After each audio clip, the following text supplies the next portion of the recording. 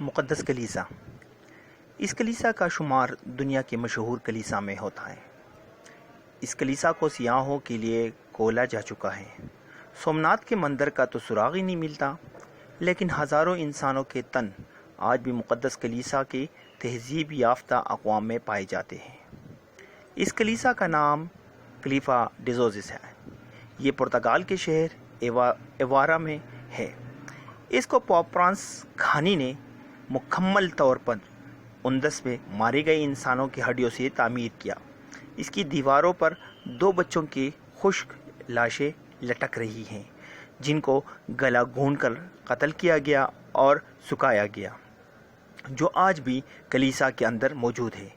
اس کو بنانے کے لیے 5000 انسانوں کے ڈھانچے کو استعمال کیا گیا، جن کو اندلس کی سقوط کے بعد نصرانیت قبول نہ کرنے پر قتل کیا گیا تھا۔ آج بھی کچھ لبرل لوگ ان قوموں سے متاثر ہو کر ان کی خوبیاں بیان کرتے ہیں۔ کیا پھر ان لاشوں کی طرح حال کے انتظار میں ہے مقدس کلیسا؟ اس کا شمار دنیا کے مشہور کلیسا میں ہوتا ہے۔ شکریہ۔